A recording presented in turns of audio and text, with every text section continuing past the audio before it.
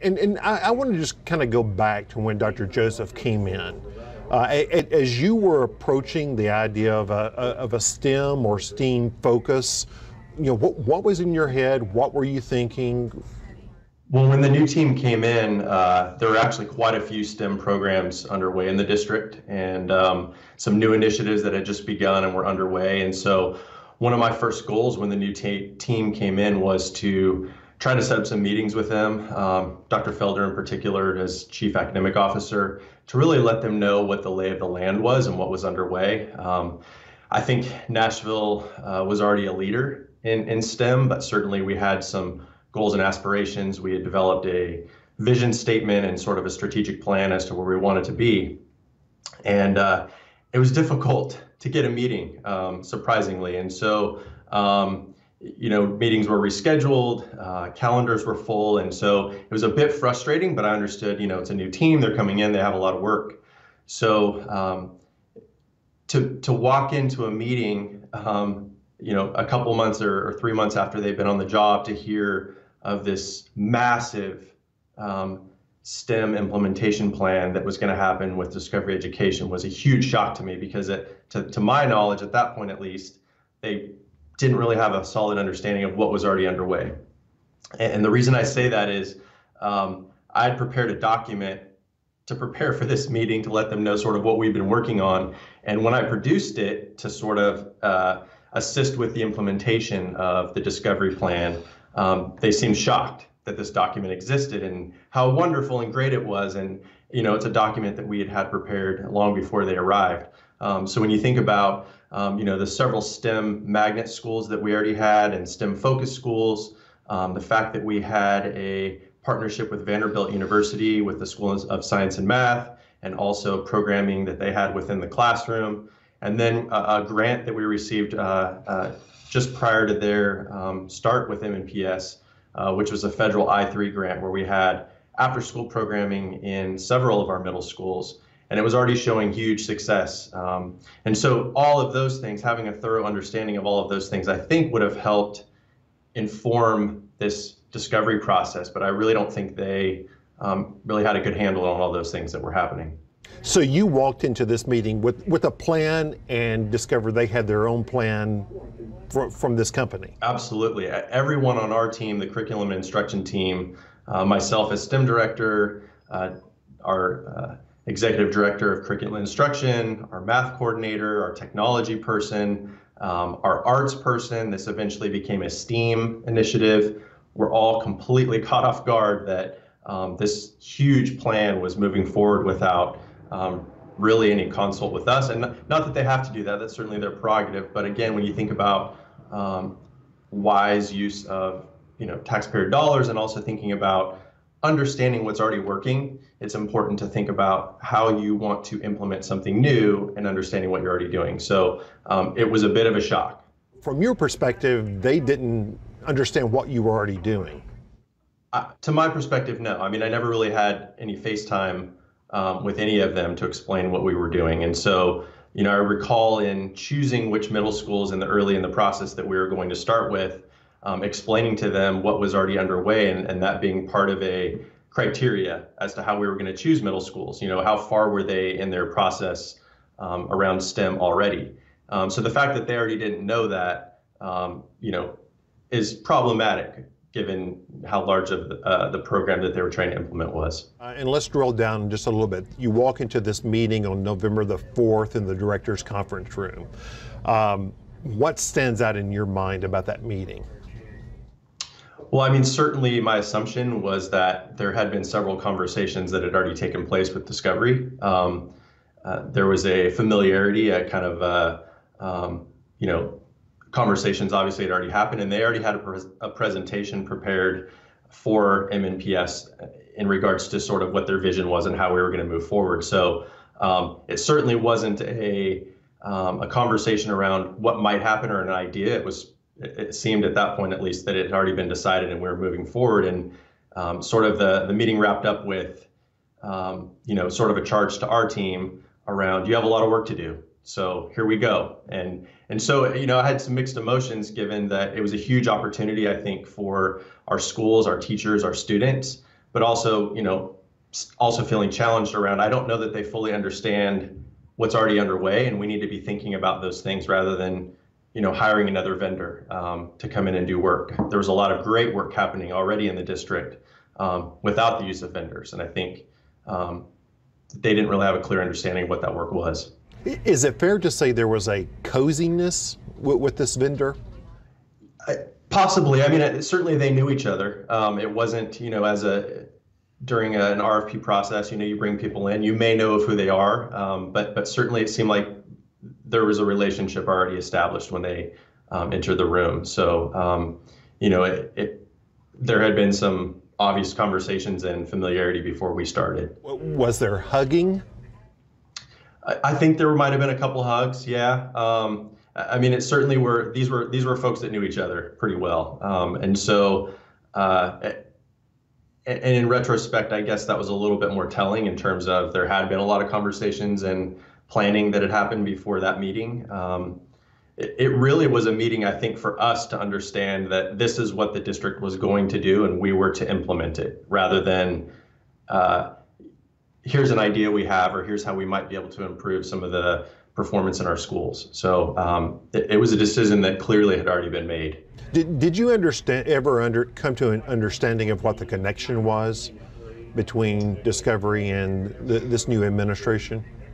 It really was not ever made very clear to me, other than that they had worked together before, or they'd seen the program in other schools, or had heard success stories. But I wasn't ever really clear on how we got to the place where Discovery was sort of the natural choice. And again, this is early in the process. Certainly later on an RFP happened, but the early decision, it kind of just caught us all off guard. And we really didn't know where that decision came from, or really even why they were chosen, and why this was the model in particular. So that's November the 4th, and November the 11th, Discovery delivers what it calls its STEAM Transformation Partnership Plan. Can you help me with the significance of that plan? Certainly. It was large. I think at that point it would have been one of the largest STEM implementation plans in terms of total number of schools and total number of students impacted. It would have been one of the largest in the country. So certainly it was a large undertaking. Essentially what the plan was to infuse new types of curriculum. We were already overdue for new science textbooks, and so the Discovery Plan included digital science textbooks. It also included intensive professional development for school staff and teachers. It included some additional resources and partnerships with local technology and STEM organizations within Nashville, that they were going to work to build those partnerships with schools. And then the final piece was this addition of offering summer camps to students. And so it was a lot of, it was attacking the STEM issue from a lot of angles. And so it was certainly a pretty large plan. So what role did that plan play in what was to follow? Did it become the roadmap, or I don't want to put words in your mouth, but...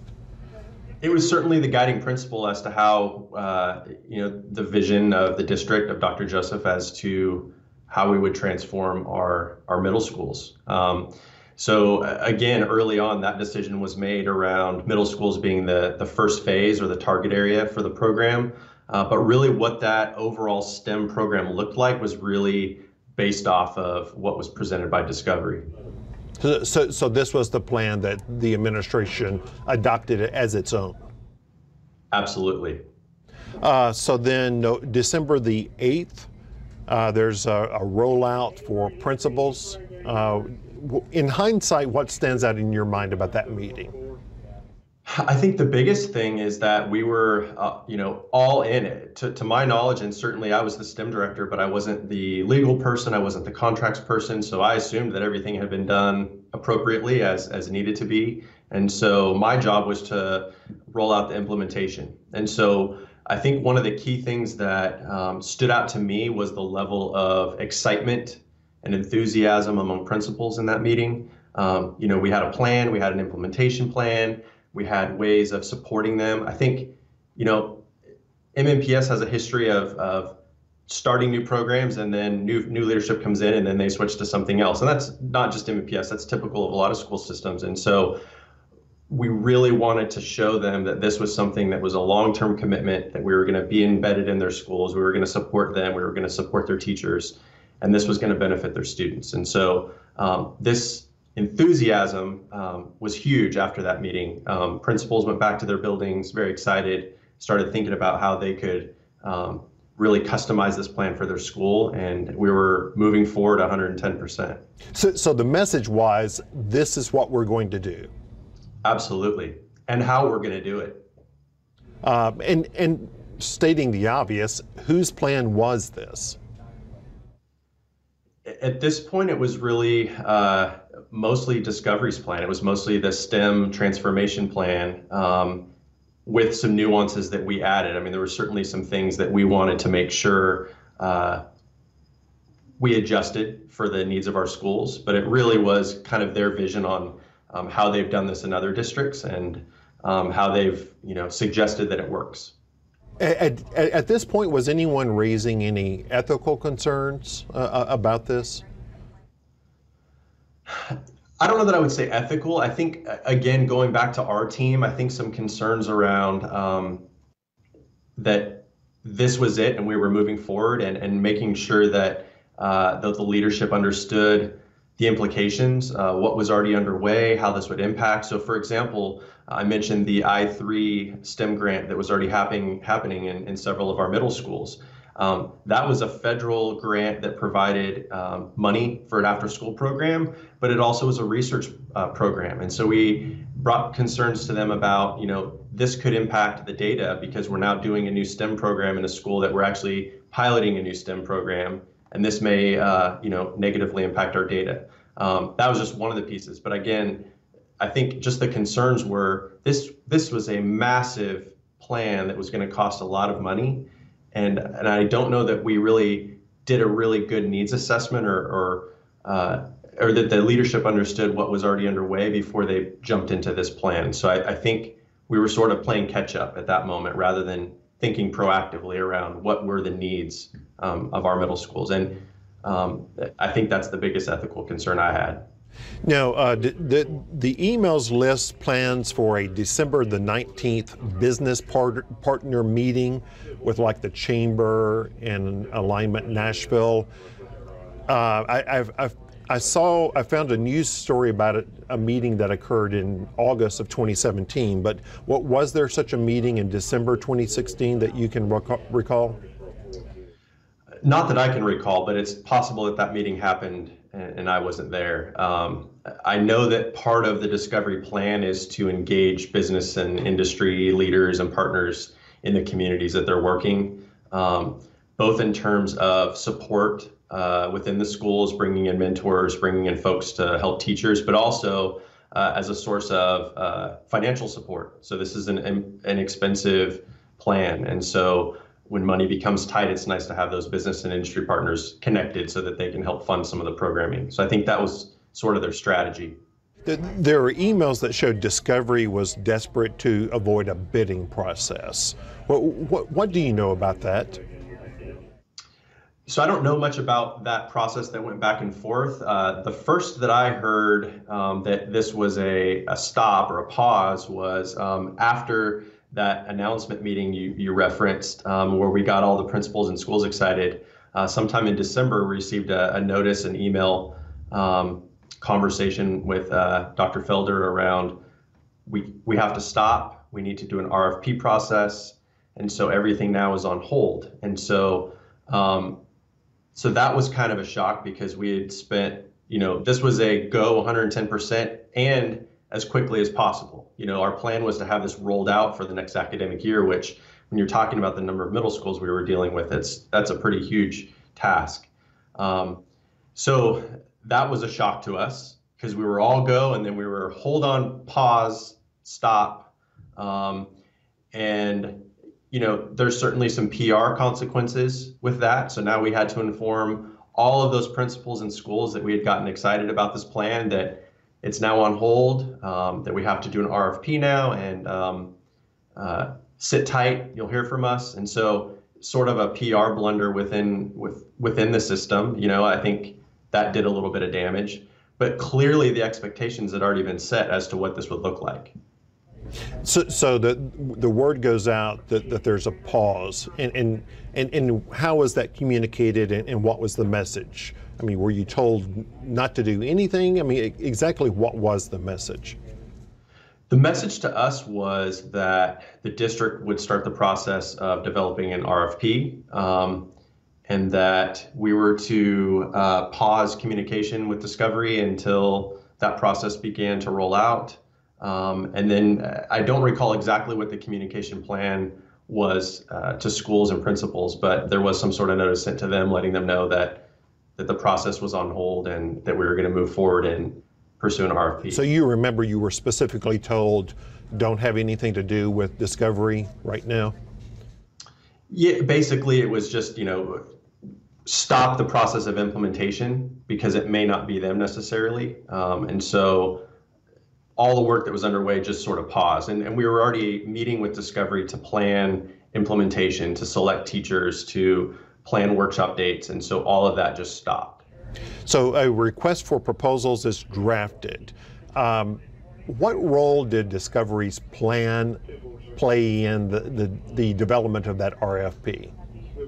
I would say a pretty significant role, and I don't think consciously, but I think unconsciously when, so many folks in the district had eyes on this plan, and what it would look like and how it would work, that certainly that helped influence what the RFP was going to look like, right? So I wouldn't say it was designed for Discovery, but certainly the aspects of it, a digital textbook, technology for student learning in the classroom, an assessment, intensive professional development for teachers, business and industry partners.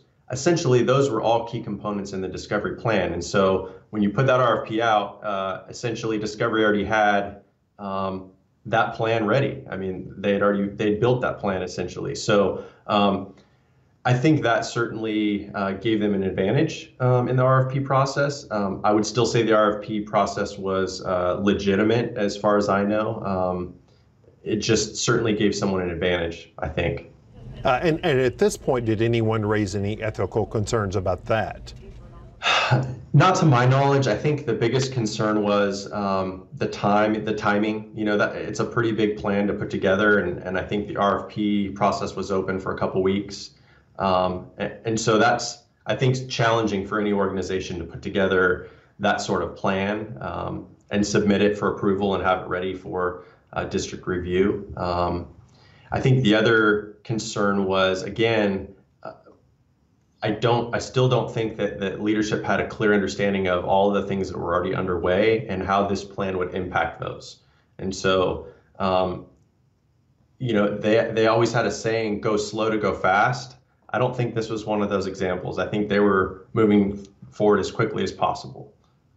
So the RFP goes out, and I think it was originally the vendors would have 3 weeks to respond with a full proposal. I think they later changed that to 4 weeks. Well, what is problematic about that? I think the biggest issue is just the size of the program that was being requested. I think that's important. So when you think about any company, education company's ability to come in and impact 20,000 students, and the number of teachers and the number of middle schools and the number of administrators, I think that immediately, just that size and scope, eliminates a lot of companies. I think the other issue was, again, we had already kind of started a conversation with a company that understood our district very well because they had already had access. We had already shared, number of students, number of schools, so they had an advantage in that area. And I think last but not least, just the idea of what STEM transformation looks like. I really believe that the senior leadership, their understanding of that came from Discovery. So rather than come to our team and say, what would it take to transform all of our middle schools to be a STEM or a STEAM middle school, I think we could have given them some unbiased and accurate information about what we knew, what we would need, what's already been successful in the district. But their vision really came from a vendor rather than the folks on the field in the field that understood STEM. In your mind, was this a way to legitimize steering the contract to Discovery? I really can't speak to that. I think that's really a question you'd have to ask senior leadership. I think the process, the RFP process, there was an attempt for that process to be legitimate. I really trust the district contracts individual that I worked with. I think he's a highly ethical person. I think he tried his best. But again, I was thinking about this the other day. If you go into a restaurant and there's a bowl of French fries at your table and it's a mistake and they pull those away and say, sorry, that was for another table, you now have the idea of French fries in your mind. And even if you look at the menu, you might order French fries. I think you had this discovery plan that was thoroughly reviewed, understood. It was in front of principals. It was in front of teachers. So even though you run a legitimate RFP process, it certainly influenced what the RFP looked like, what the plan was, what our expectations were. And so it certainly gave them an advantage. So the RFP goes out on, I believe, January the 27th, and then 3 days later, there's a group of you all who fly off to a Discovery conference. Did anyone ever suggest that, well, maybe this doesn't have the best of appearances? There were some conversations around, should we still go? Who's paying for this? And we were assured that it was okay, the district was paying, and that our goal there was to really talk to schools that had implemented similar programs, and not just Discovery. There was a lot of districts that were there that hadn't done it yet, but had done some STEM programming. So as someone who attended, I think the value to me was two things, really. One, to talk to districts and get their honest feedback around the success of this program, and also to observe the program. I saw a lot of things I didn't like. So I remember coming back as a team and talking about, if Discovery's chosen, these are the things that we want to push them on to adjust or to shift to serve our students better. So, in retrospect, the ethical question, I think it helped inform us on better implementation. And I really had to follow the advice of leadership in terms of, do we still go or do we not go? And they seemed confident that it was totally appropriate. Right. So afterwards, Dr. Felder sends an email to Discovery saying, thank you for an awesome STEMposium. We came, we saw, we're ready to make MNPS STEAM-tastic. She sent this at a time that Discovery is still competing for the business. Do you think that reflects certain assumptions that were happening within the district at the time? Perhaps. I remember reading that email and I kind of cringed. I sent a similar email out to the folks that attended, and I don't remember exactly the text of my email, but I was trying to give praise to our people that went, to thank them for their critical questions, their observations. We had several team meetings. We would meet every night and talk about what we had seen. And so I really tried to send a message to them around their level of engagement. It's so important when you take a trip like that and you go to a conference that you're there and you're working full time, that you're being wise stewards of taxpayer dollars, and that you're benefiting the people that you're trying to serve. And so they did a phenomenal job. So when I saw that other email about this move forward, I remember having a conversation about what we're calling this. There was often this tendency to call what we were going to do with our schools STEM transformation, and that was really very similar to Discovery language. And I remember reminding folks, we should not call it that because they might not be the company we go with. So I think it was just, I don't know if it was an intentional thing, but it was certainly, again, it was just that culture and that idea was so prevalent in the district by then that it's like people couldn't help themselves. Then she asked for slides from the conference to share with middle school principals, some of who were on the evaluation committee. Did that raise any concerns? Not to my knowledge, and I don't recall that, but it's possible that happened. So then the RFPs or the proposals come in. Discovery's price tag is 12.1 million. Interactive Media's price tag is 2.8 million. What was the reaction when those proposals came in? Well, I was not on the review team. I do know that the criteria that MNPS uses for selecting an RFP or final proposal, price is a pretty big factor. And so the overall evaluation reviews, Discovery certainly was far ahead in their implementation, their curriculum, their professional development, but the price actually knocked them down to second place. And so, the initial review sort of put the other company ahead, but every reviewer expressed pretty serious concerns with that company's ability to roll out in the time frame that the district had set forth. I mean, this was a 2 to 3 year full implementation plan for all of our middle schools. And so the decision was made to ask that company to come and give a presentation. It certainly is a challenge when you have a $2 million price tag and a $12 million price tag, but spending $2 million and having it completely fail is also, a pretty big failure. And so when they came and gave their presentation, it just really showed they weren't well equipped to deliver on such a large scale or deliver the professional development that our teachers needed. And so at that point, the decision was made that they would not be a fit and that Discovery would be the selected vendor. Was there any talk of saying, let's put this out for bids again and try to get more competition? Not to my knowledge. I think the pressure was moving forward as quickly as possible and getting this implemented. And so I know that there was a lot of checking in. I know I can recall with the review team and with the contracts department about where we at, is this done yet? Do we have a decision? Because I think the intent was we were going to go and we were moving forward as quickly as we could make this happen. And so, no, there really wasn't, to my knowledge, a lot of conversations around opening this back up. In hindsight, what bothers you the most about this process? I think two things. One, that the plan really was one that was developed by a vendor. I think that's a concern that I have. And then the second one is that the mindset that existed that the only way to improve our middle schools was to hire a vendor. I point back to the success that we had already been seeing with the I3 program. A lot of us in conversation, and again, it was always a fearful environment to speak up a lot. It wasn't wise to ever disagree. You could disagree on very minor, nuanced things, but, to disagree with the entire plan would be a pretty terrible idea if you wanted to stay employed in the district. But so many of us in conversations outside of those senior leadership meetings would talk about, can you imagine what we could do if we had half that amount of money and we implemented our own plan in our schools, if we were able to ramp up the after-school program that we already had and implemented in all of the middle schools.